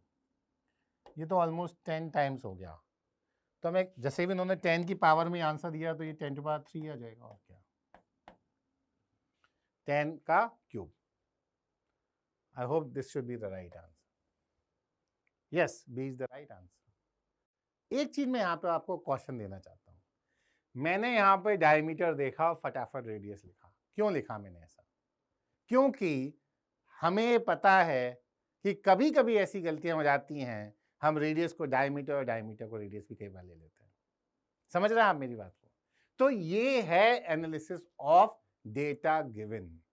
उस डेटा को मैं बार बार एनालाइज कर रहा हूं, उस डेटा का मैं बहुत अच्छे से एनालाइज करके कुछ ना कुछ पॉइंट्स बना रहा हूं कि अब मुझे ये कभी भी इस कंफ्यूजन में नहीं जाने देंगे, इस दिक्कत में नहीं जाने देंगे कि भाई ये कैसे कहीं कुछ गलती हो जाए। आप समझिए, यही चीज है जो आपको टॉपर बनाने वाली है। छोटी छोटी बातें हैं, वो ध्यान रखिएगा। लीजिए एक और एग्जांपल है। What is the estimated percentage of gold atoms on the surface of A nano particle? ठीक है, हम स्फेरिकली मान सकते हैं। स्फेरिकल सरफेस एरिया क्या होगा इसको देखेंगे। Select answer from the following choices and show your. Okay, अब देखिए आप 4πr² surface area of sphere, ठीक है। और अगर मैं बोलूं किसी सरफेस एरिया ऑफ स्फीयर का टोटल एरिया कितना वो कवर करेगा, एक तरीके से 1πr² के बराबर कवर करेगा, ठीक है। तो सरफेस पे कितने एटम्स आ गए, हर एटम πr² जितना सरफेस एरिया लेगा। हर एटम वहां पे πr² जितना सरफेस एरिया लेगा, पर ये r क्या होगा? ये r होगा गोल्ड एटम का, और ये r होगा नैनो पार्टिकल का। नैनो पार्टिकल कैसे लिखते हैं? AUNP, है ना? हाँ, गोल्ड नैनो पार्टिकल है ना, ऐसे लिखते हैं, ठीक है। तो ये हो गया 4π आज के, तो कितना परसेंटेज? ओके, चलो देखते हैं। What is the estimated percentage of gold atoms on the surface of nano particle? तो सरफेस पे कितने नैनो पार्टिकल्स है इसको देख लेते हैं पहले। तो ये आ जाएगा 1.5 नैनोमीटर का स्क्वायर अपॉन पाई r, मतलब हमारे पास क्या है 0.144 का स्क्वायर। तो ये ऑलमोस्ट आ गया 4, ये थोड़ा सा 400 से ज़्यादा होगा, इतना तो कह ही सकते हैं, ठीक है। थोड़ा सा 400 से ज़्यादा होगा, 1.5 और 0.144 10 से एक तरीके से हम कह सकते हैं ज़्यादा है, ऐसे कह सकते हैं। 1.5 और 0.144 को से डिवाइड करेंगे तो 10 से ज़्यादा आ जाए, तो ग्रेटर देन 400 हो गया। और हमारे पास टोटल पार्टिकल्स कितने आए थे पिछले एग्जाम्पल में? 10⁻3। तो 10⁻3 में से 400 सरफेस पे हैं, तो वही 40% से ज़्यादा, यही हो जाएगा। आई hope this should be the right answer. Percentage is greater than 400 upon 1000 into 100, that is 40%। 40% से ज़्यादा होगा, 40 to 50%। जी हाँ, यही आंसर है, ठीक है। तो हमने इस कॉम्प्रिहेंशन पे अब तक 4-5 क्वेश्चन कर लिए। आप देख सकते हैं कुछ भी ऐसा नहीं है जो आपको ज़्यादा परेशान करने वाला था। अगर आपने मन में ठान लिया है कि यही क्वेश्चन आपको टॉपर बनाएगा, मैं आपको बता रहा हूँ, जे एडवांस की हमेशा से यही टेंडेंसी रही है। वो कुछ ना कुछ ऐसा क्वेश्चन लाएगा जिसमें कुछ नया फ्लेवर हो और आपके इसी एग्जामिनेशन एप्टीट्यूड को टेस्ट करेगा, ठीक है। अरे एक और क्वेश्चन दिया है, नहीं अच्छा, ये दूसरा है। Matching the information given in the 3 columns of the following table. आपको याद है जब पहली बार 3 कॉलम का क्वेश्चन आया था जे एडवांस्ड में, तो it was a surprise pattern for everyone. सबको लगा था ये भगवान क्या आ गया, अब हम कहाँ जाएं। तो फिर हमें हर तरीके से पैटर्न से खुद को तैयार रखना है, मेंटली प्रिपेयर रखना है कि क्या पता क्या आने वाला है। Salt and water is formed by acid base neutralisation reaction. अच्छा, यहाँ पे एसिड बेस न्यूट्रलाइजेशन रिएक्शन चल रहा है। If ratio moles of acid and base taken is not similar to the ratio of the stoichiometric coefficient, ठीक है, then one of the component is limiting agent. बिल्कुल सही बात है। अगर जो एसिड और बेस हमने लिया है यहाँ पे वो उस हिसाब से नहीं लिया जिस हिसाब से उनके स्टोइचियोमेट्रिक कोएफिशिएंट सजेस्ट कर रहे हैं, तो नो डाउट हमने किसी एक को ज़्यादा लिया, किसी एक को कम लिया, जिसको कम लिया वो लिमिटिंग एजेंट हो जाएगा। Assume no dissociation of water in the following reaction. बहुत बढ़िया। Base is 80% pure only. Okay, एक और नया information, base is 80% pure only. Take impurity present as inert and non electrolyte. जो भी इम्प्योरिटी है उसका हमारा यहाँ से कोई लेना देना नहीं है। कॉलम 1 में एसिड बेस रिएक्शन करा है, एसिड और बेस का अमाउंट दे रखा है या तो मास में या मोलरिटी वॉल्यूम में, ठीक है, और सॉल्ट बना, वाटर बना। कॉलम 2 में लिमिटिंग एजेंट या तो एसिड है या बेस है, ठीक है। कैटायन की मोलरिटी पूछी है, एनाइन की मोलरिटी पूछी है, यहाँ पर मोलरिटी ऑफ H+ पूछा है, कैटायन नाइन की मोलरिटी। तो हमें यहाँ पे मेनली ये पता करना है इन रिएक्शंस में कि लिमिटिंग एजेंट कौन सा है, एसिड है या बेस है। दूसरा, इसमें कैटायन और एनाइन की मोलरिटी क्या क्या आने वाली है, और तीसरा H+ की मोलरिटी क्या आने वाली है। पर H+ की मोलरिटी तो तभी आएगी जब बेस लिमिटिंग एजेंट होगा। जब एसिड लिमिटिंग एजेंट होगा तो आपको पता है H+ सारा कंज्यूम हो जाएगा।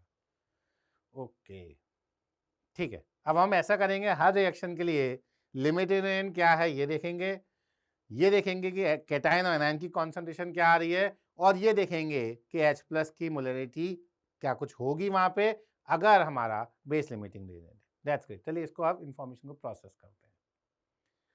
अगर मैं इस वाले को देखूं, अब देखिए हमें अब ध्यान से देखना पड़ेगा। 500 ml 0.8 मोलर, यानी कि ये कितना हो गया, ये 400 मिलीमोल्स है, ठीक है।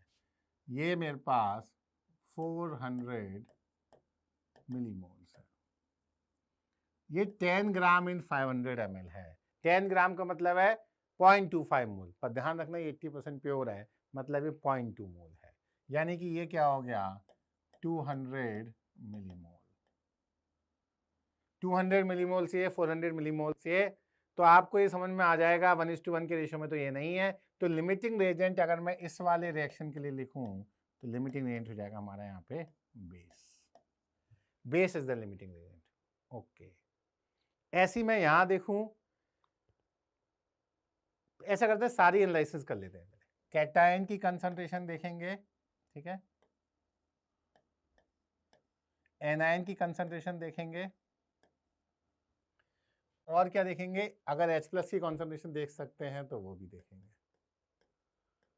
तीनों चारों बातों के बारे में यहाँ डिस्कशन हमें करना है हर रिएक्शन के लिए। अब देखिए कैटायन की कॉन्सेंट्रेशन यहाँ से आएगी Na+ की वजह से। Na+ तो जो होगा वो आयंस फॉर्म में ही रहेगा। Na+ यहाँ कितना होगा, 200 मिलीमोल्स Na+ है, और आप देख सकते हैं यहाँ पे टोटल वॉल्यूम 1 लीटर होने वाला है, यानी कि ये हो जाएगा 0.2 मोलर, ठीक है। एनाइन हमारा Cl- है, वो 400 मिलीमोल्स है, यहाँ पे भी ऐसी हो जाएगा 1 लीटर, तो ये हो जाएगा हमारे पास 0.4 मोलर। एक बात और, क्या यहाँ पे बेस हमारा लिमिटिंग रिएजेंट है? जी हाँ। अगर बेस हमारा यहाँ लिमिटिंग रिएजेंट है तो हम इजीली क्या कह सकते हैं, हम इजीली एक बात तो कह ही सकते हैं भाई कि एसिड का बचा रहना मतलब H+ आयन कॉन्सेंट्रेशन हम निकाल सकते हैं। अगर H+ आयन कॉन्सेंट्रेशन हमें निकालनी है तो आप देख सकते हैं HCl कितना एक्स्ट्रा है, 200 मिलीमोल्स, उतने ही मिलीमोल्स H+ के एक्स्ट्रा मिलेंगे, तो ये हो जाएगा हमारे पास 0.2 मोलर। तो ये हमने इस वाले के लिए सारी अपनी इंफॉर्मेशन प्रोसेस कर ली। ऐसी हमें इसके लिए करनी है। चलिए फटाफट करते हैं। 500 ml 0.2 मोलर, यानी कि हो गया ये हमारा 100 मिलीमोल्स। 28 ग्राम KOH का मॉलिक्यूलर मास 39 और 17 56, यानी कि हाफ मोल ये दे रखा है। 0.5 मोल ये दिया है, पर 80% प्योर है, मैं इसको 0.4 मोल मानूंगा। ध्यान रखना है 80% प्योर है सारे बेस, तो ये 400 मिलीमोल्स ये है। तो ऐसा करूंगा मैं सब जगह मिलीमोल्स ही लिखूंगा यहाँ पे। तो ये क्या है हमारे पास 400 मिलीमोल्स, और ये क्या है हमारे पास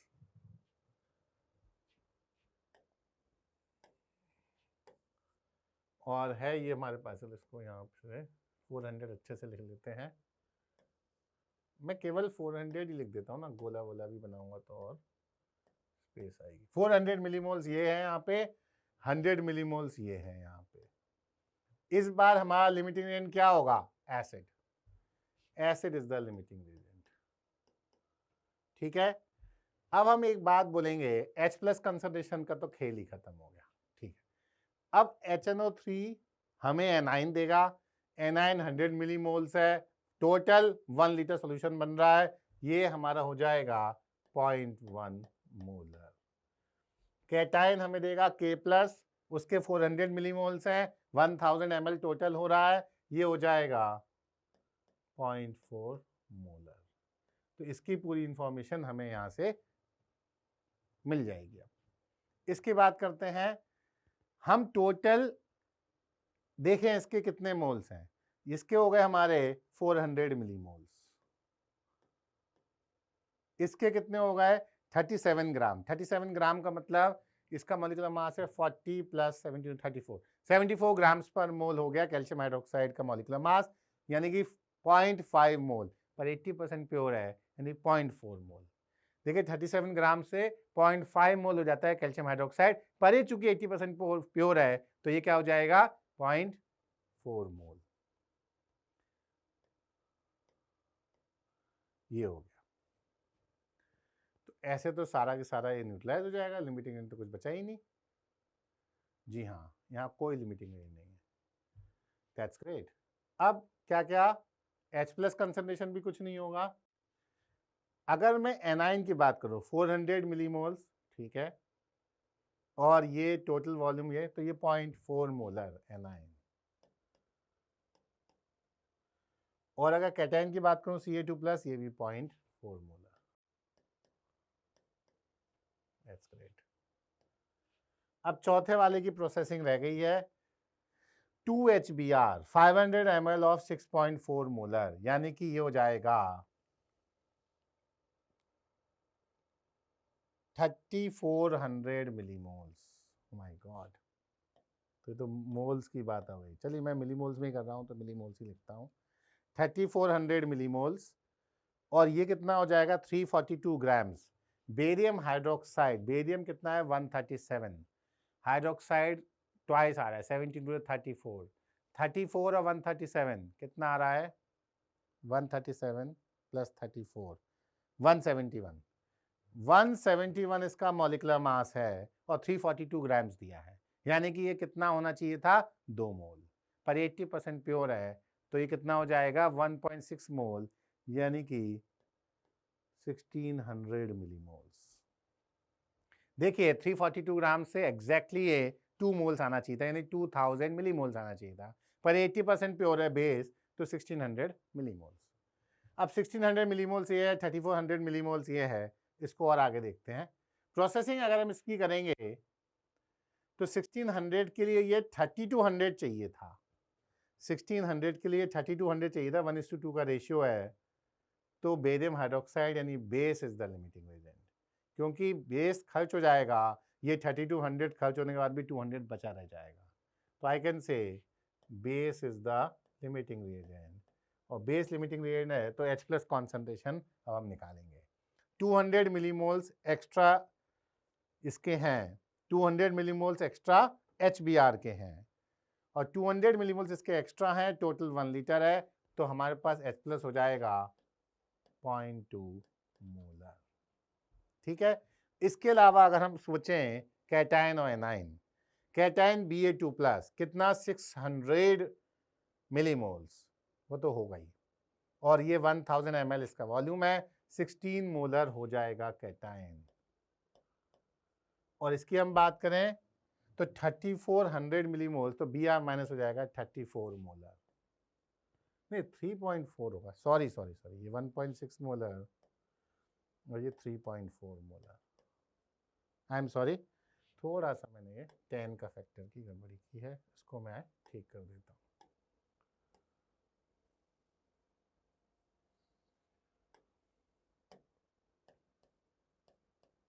तो ये हो गया आपका 1.6 मोलर, ये हो गया आपका 3.4 मोलर। ठीक है, अब क्वेश्चंस देखते हैं क्या क्या चाहते हैं लोग। Select correct combination for the resulting basic solution. Resulting basic solution भैया ये दो में से कोई होगा। 1 के संग 3, 1 के संग 3, मोलैरिटी ऑफ कैटाइन 0.8 मोलर, गलत। 1 के संग 4, 1 के मोलैरिटी ऑफ एनाइन 3.2 मोलर, गलत।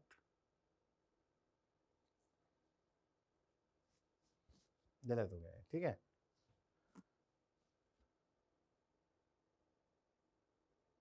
ये 3400 कहाँ है, तो 3200 है। ओ माय गॉड, एक कैलकुलेशन मिस्टेक हो गई मेरे से। अच्छा हुआ देख लिया मैंने। तो अब हमें सारी चीज़ें थोड़ी सी चेंज करनी पड़ेंगी। देखिए डेटा देख के भी कई बार समझ में आ जाता है कहीं कोई कैलकुलेशन मिस्टेक तो नहीं, क्योंकि इसने यहाँ पे बोला मोलैरिटी ऑफ एनाइन 3.2 मोलर। मैंने देखा मेरा 3.2 मोलर तो कहीं आ ही नहीं रहा, कहीं कुछ गलत तो नहीं किया। यहाँ से समझ में आ गया ये 3200 होगा और ये 3.2 मोलर होगा। तो ये दोनों तो इसी रेशियो में जो ये है, तो ये बेसिक सोल्यूशन ही नहीं रहा इनफैक्ट, ठीक है। मतलब लिमिटिंग रिएजेंट इसका कुछ रहा ही नहीं, ठीक है। चलो अब आगे देखते हैं। 1, 3 तो नहीं मैच होने वाले, क्योंकि 1 के संग कैटायन की कंसंट्रेशन 0.2 मोलर है। 1 के संग कैटायन की कंसंट्रेशन 0.2 मोलर है, तो ये तो दोनों गड़बड़ कर गए। 1 के संग 4 नहीं हो सकता। 2 के संग 1, 2 के संग 1, एसिड इज द लिमिटिंग, ये तो सही है। और Q molarity of cation is 0.4 molar.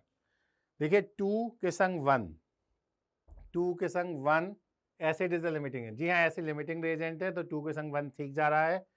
और Q मतलब मोलैरिटी ऑफ कैटायन 0.4 मोलर, तो molarity of cation 0.4 molar, acid is the limiting agent for the second reaction, ये बिल्कुल सही है।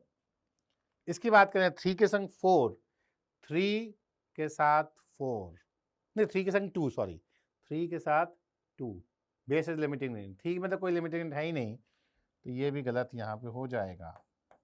तो answer should be C answer होना चाहिए। जी हाँ, C is the right answer. अब इसी पे बेस्ड हमारे पास नेक्स्ट क्वेश्चन आ गया। Select correct combination for the resulting acidic solution. ये तो मुझे पता था किसका कौन सा लिमिटिंग रेंज आया था, इसको देख लेते हैं। पहले वाले का बेस था लिमिटिंग रेंज, दूसरे वाले का एसिड था लिमिटिंग। चलिए इसको तो याद ही रखेंगे। पहले वाले का 3, मोलैरिटी ऑफ कैटायन नहीं था 0.8, पहले वाले में मोलैरिटी ऑफ कैटायन था। देखिए 3, इसने फर्स्ट वाले ही सारे दे रखे हैं, मैं फर्स्ट वाले डेटा याद रख लेता हूँ। Molarity of cation 0.2, A9 0.4, H plus 0.2 और base is the limiting range, ठीक है। तो base is the limiting range मुझे चाहिए, तो 3 से काम नहीं चलेगा, कैटायन 0.8 नहीं है, 4 से काम चलेगा नहीं चलेगा, तो ये तो सब गलत है। कैटायन की कंसंट्रेशन 0.8 नहीं है, एनाइन की कंसंट्रेशन 3.2 मोलर नहीं है, और 2 के संग first acid is the limiting range, ये तो हो सकता है। और 1 के संग 2 बेस इज लिमिटिंग, ये तो सही है। 1 के संग 2 base is the limiting range, और P क्या दिया उन्होंने, molarity of H plus in resulting solution is 0.2 molar. 1 2 P, 1 2 P देख लेते हैं। 1 2 P, तो 1 के संग बेस लिमिटिंग रेंज बिल्कुल सही है। 2 का हो गया, मोलैरिटी ऑफ H प्लस 0.2 मतलब बिल्कुल सही है। 1 2 P is the right one. अब क्या दिया है, 2 1 R, 2 1 R भी यहीं से चेक कर लेंगे, सारा डेटा हमारा यहीं है। 2 1, 2 1 तो सही है। R molarity of cation is 1.6 molar, नहीं नहीं नहीं, कैटायन तो कंसंट्रेशन 0.4 मोलर है, ये गलत हो जाएगा। तो हमने यहाँ पे जो है ये गलत है, तो फाइनली हमारा आंसर क्या आ जाना चाहिए, सी। देख रहे हैं, हमने एक बार डेटा की एनालिसिस कर ली तो सारे क्वेश्चंस हम उसी डेटा से फटाफट सॉल्व कर पा रहे हैं। तो हमें ऐसे क्वेश्चंस में जहां पे एक बार डेटा की एनालिसिस करनी है, कभी घबराना नहीं चाहिए, क्योंकि पता है कितना पेइंग है, ठीक है। एक और क्वेश्चन आ गया, सिलेक्ट इनकरेक्ट कॉम्बिनेशन। इनकरेक्ट पूछा है इसने। 1 2 P, 1 2 P, ये तो हमने देखा था करेक्ट है।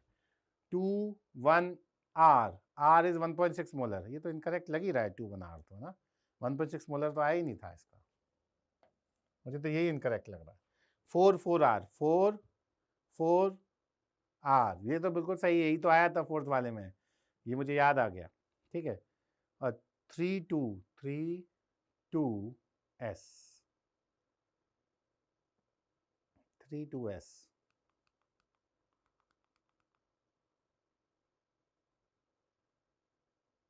Molarity of anion 0.4 molar. इसके अंदर बेस लिमिटिंग रिएजेंट कैसे आ रहा है, पर ये भी इनकरेक्ट है।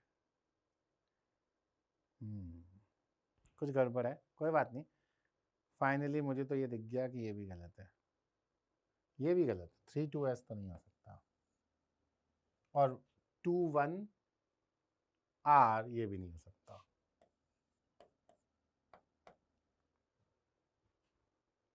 उन्होंने डी आंसर दिया है। 2-1r ठीक है क्या? फिर से देख लेते। 2-1r 2-1r 2-1r 2 ये है,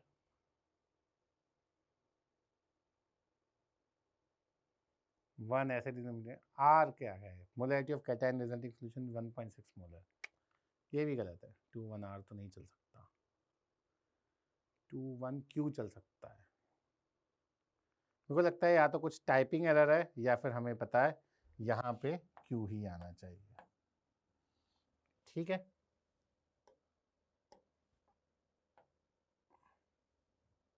एनीवेज समझ में हमें आ गया। हमारा ये भी स्टेटमेंट गलत है और ये भी स्टेटमेंट गलत है। इन्होंने डी दिया है, मेरे ख्याल से आंसर बी और डी दोनों हो जाएंगे। ठीक है, तो आपको समझ में आ गया सरप्राइज ऑफ पैटर्न। ये भी एक इंपॉर्टेंट एस्पेक्ट है जे एडवांस एग्जामिनेशन।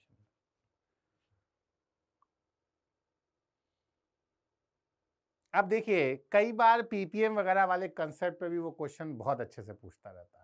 इस पे भी डिस्कशन कर लेते हैं। Air sample from an industrial town heavily polluted by CO2 was collected and analyzed. In one analysis, 56 liters of air measured at 180 m and 273 Kelvin was passed through a 250 ml of 0.025 molar NaOH solution where CO2 was absorbed completely. तो देखिए, हमारे पास कोई industrial town है जो बहुत polluted है, heavily polluted by CO2. It was collected analyse, हमने एक सैंपल लिया, एयर सैंपल वहां से ले लिया और उसको एनालाइज करेंगे कलेक्ट करके। In one analysis 56 litre of air measured eight 180 m and 273 kelvin. देखिए 180 m and 273 केल्विन जो आपको डेटा दिया जाता है, ये बताता है 1 मोल गैस ऑक्युपाइज 22.4 लीटर। ठीक है, तो हमारे को दे दिया 56 लीटर, यानी कि ऑलमोस्ट ये 2.5 मोल्स है। चलिए समझ में आ रहा है। 25 ml of the above solution was passed through a 250 ml, was passed through a 250 ml of 0.025 molar NaOH solution where CO2 was absorbed completely. तो हमने जो भी NaOH solution लिया है, इससे completely absorb कर लिया CO2 को, जो कि 56 लीटर एयर सैंपल में थी। ठीक है, 25 ml ऑफ द सोल्यूशन, मतलब जो हमारे पास 250 ml सोल्यूशन था जिसमें CO2 हमने एब्जॉर्ब कर ली थी, उसमें से हमने केवल 25 ml लिया। तो ध्यान रहे, ये 1/10 वॉल्यूम ले रहे हैं हम, जो भी हमारा इनिशियल सोल्यूशन था उसका। Above solution was then treated with excess of BaCl2 solution where all the carbonate was precipitated as barium carbonate solid. The solution was filtered off. ठीक है, तो उन्होंने क्या किया, बेरियम क्लोराइड से इसका रिएक्शन कराया और बना barium carbonate. The solution was filtered off and the filtrate required 25 ml of a 0.005 molar HCl solution for neutralisation. ठीक है, तो 25 ml ऑफ 0.005 मोलर HCl, अगर मैं इसकी बात करूं तो ये कितना हो जाएगा? ये हो जाएगा 0.125 मिलीमोल्स। ठीक है, और कितने सॉल्यूशन ने लिया? 1/10 सॉल्यूशन ने लिया। ठीक है, इसने 1/10 सॉल्यूशन के जो एक्स्ट्रा NaOH था उसको एक्चुअली कंज्यूम किया है। तो हुआ क्या, मैं आपको बता देता हूं। NaOH ने CO2 के संग रिएक्शन किया। ठीक है, और जो भी CO2 के संग उसने रिएक्शन किया जिससे कार्बोनेट बने, तो कार्बोनेट बनाना है भैया हमें। ठीक है,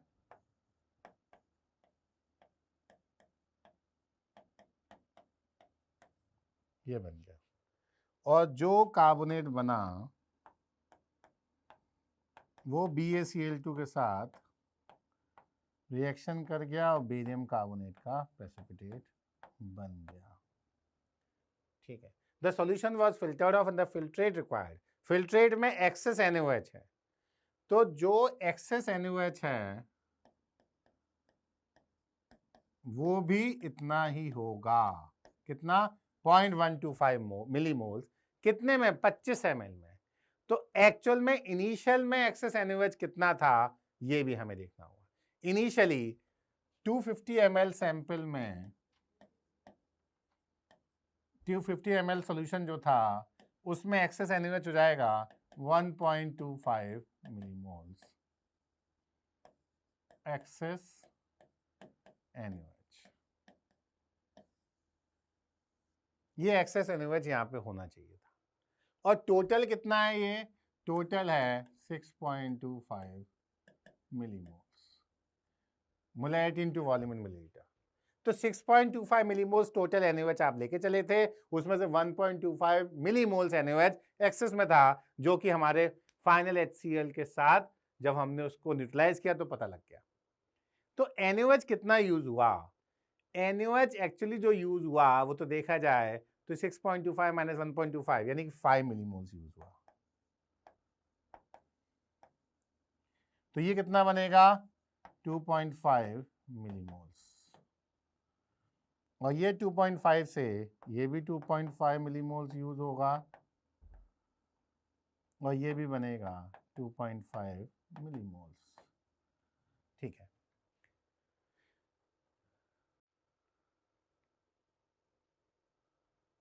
अब उसने पूछा क्या है ये? अच्छा देखिए, एक और बात थी, ये भी 2.5 मिलीमोल्स ही होना चाहिए। पूछा गया है ppm strength of CO2 gas volume by volume. Volume के हिसाब से उन्होंने पूछा, तो 2.5 मिलीमोल्स का वॉल्यूम क्या होगा CO2 का, और हमें क्या निकालना है एक्चुअली? मिलीलीटर ऑफ CO2 पर 10⁶ मिलीलीटर ऑफ एयर। ओके, तो हम इसको देख लेते हैं, बहुत सिंपल है ये। 56 into 10⁻³ millilitre air has CO2 कितना? 2.5 मिलीमोल्स। एक मोल का वॉल्यूम कितना है? 22.4 लीटर्स। ओके, तो ये कितना हो जाएगा? 2.5 इंटू 22.4 इंटू मिलीमोल्स था तो 10⁻³ लीटर्स। तो ये तो 56 ही आ गया। ओके, तो 56 इंटू, अच्छा अपन मिलीलीटर में बात करें तो मिलीलीटर में ही कर लेंगे, चलो कोई नहीं, ऐसा करते हैं फिर मिलीलीटर में ही बात कर लेते हैं, या लीटर में ही कर लेते हैं, चलो एक ही बात है, हमें कोई फर्क नहीं पड़ता। चलो यहाँ पे लीटर्स ही लेके चलते हैं, फिर मिलीलीटर हटा देते हैं। तो हम ये कह सकते हैं 56 litres of air, sorry 56 litre air has 56 into 10⁻³ litre CO2। Okay, तो 1 लीटर हैज 10⁻³ लीटर CO2। ठीक है भाई, एयर अगर 1 लीटर है तो ये हो जाएगा, तो 10⁻6 लीटर अगर एयर है तो 10⁻³ लीटर CO2 हो जाएगी। तो इसने यही तो पूछा है 10⁻6 में कितना CO2, 10⁻6 ml एयर में 10⁻³ ml CO2 हो जाएगी। तो 10⁻³ इसका आंसर दिया, हाँ ये दिया है ना 10⁻3। I hope so this should be the right answer. देखते हैं जरा, yes this is the right answer. तो देख रहे हैं कुछ नहीं था इस क्वेश्चन में, एक बार न्यूट्रलाइजेशन कराया और एक बार वॉल्यूम के हिसाब से उसने ppm निकलवा दी। साफ साफ बोला है यहाँ पे वॉल्यूम बाय वॉल्यूम रेशियो के हिसाब से ही आपको निकालना है कि 10⁻6 पार्ट्स ऑफ एयर में कितने पार्ट्स ऑफ CO2 गैस थी। ठीक है, इसी कॉम्प्रिहेंशन पे एक और क्वेश्चन है। अच्छा, weight in milligrams of precipitate barium carbonate obtain from the 25 ml of test solution was. Okay, तो ये कह रहा है 25 ml ऑफ टेस्ट सोल्यूशन से कितना वेट मिला बेरियम कार्बोनेट का। हमारे पास तो एक्चुअली देखा है तो 250 ml था, तब हमें 2.5 मिलीमोल था। ठीक है, तो अगर हम कह सकते हैं 250 ml जो हमारे पास सॉल्यूशन था उसने हमें 2.5 मिलीमोल बेरियम कार्बोनेट दिया। ठीक है, तो 25 ml के संग हमें कितना मिलेगा? 2.5 अपॉन 1000 मोल्स बेरियम कार्बोनेट का molecular mass. Barium is 137, carbonate is 60, 197, okay, into 25/250। ये हो गई कहानी इन ग्राम्स। तो आज हमें मिलीग्राम में चाहिए, ये तो ग्राम्स में आ गया। मिलीग्राम के लिए 1000 हटा देंगे तो हो जाएगा मिलीग्राम वाला काम भी। तो ये हो जाएगा हमारे पास 2.5, इसको 10 कर देते हैं, इंटू 197, सॉरी 190 है ये, 197 अपॉन 10 मिलीग्राम। ओके, तो ये हो जाएगा 4, तो ये कितना आ जाएगा? 4 4 16, 37, 4 9 36.25 ग्राम। बिल्कुल ये दिया है ना, हमारा मैच कर रहा है। 49.25 gram, milligram, sorry sorry sorry milligram, मैंने ग्राम कैसे लिख दिया? आप लोग बोलोगे सर ग्राम का मिलीग्राम कैसे कर रहा हो आप? तो मिलीग्राम ही है इसका आंसर में, तो मिलीग्राम में ही इसने हमसे पूछा भी है। ठीक है, let's see, check the answer. जी हाँ, आंसर इज डी। तो आपको ये समझ में आ गया कितना आसान हो गया क्वेश्चन ये हमारा। ठीक है, पीपीएम वगैरह वाले क्वेश्चन से भी नहीं डरना, बड़े सिंपल क्वेश्चंस होते हैं। एक और क्वेश्चन है, fraction of original NaOH by mole that reacted with CO2। CO2 से कितना रिएक्शन हुआ? देखिए NaOH मेरे पास टोटल जो था 6.25 मिलीमोल था, उसमें से 5 मिलीमोल वो यूज हो गया।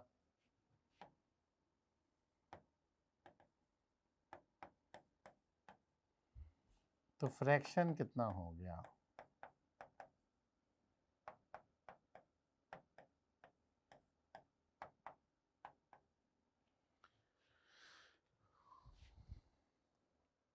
चलिए इसको तो डेसिमल को तो हटाते हैं यहाँ से। तो 500/625। तो एक तो चीज़ समझ में आ गई, 25 25 ज़ा 625, 25 20 20, 5 4 ज़ा 5 5 ज़ा, ये आ गया 0.8। 0.8 is the right answer. Is it fine? समझ आ रहा है?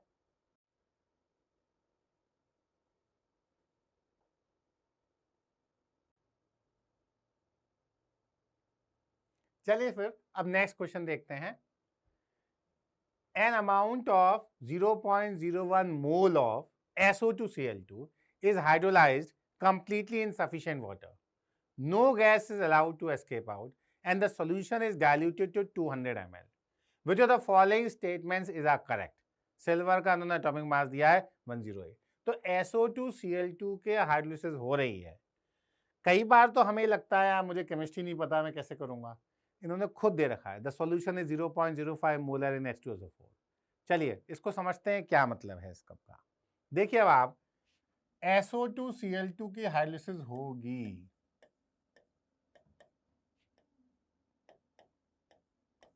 तो क्या बनेगा? H2SO4 और HCl। ठीक है, ये हमें उसने आराम से बता भी दिया एक तरीके से। तो अब इसकी बैलेंसिंग के लिए थोड़ी सी कोशिश कर लेते हैं हम लोग, थोड़ा बहुत जो हो जाएगी बैलेंसिंग बढ़िया रहेगा। तो ये हो जाएगा +2 HCl। Sulphur balance, chlorine balance, oxygen की सारी कहानी और हाइड्रोजन की कहानी अगर हमें बैलेंस करनी है तो ये भी सब बैलेंस। ठीक है, the solution is 0.05 molar in H2SO4। अगर ये 0.01 है तो ये भी 0.01 होगा, तो ये मेरा इनकरेक्ट है।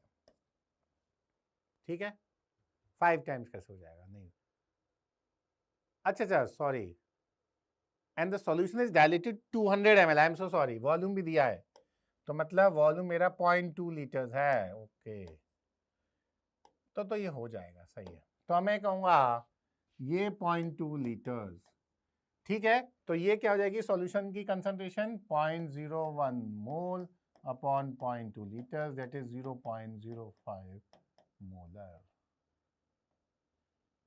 ठीक है। The solution is 0.1 molar in HCl।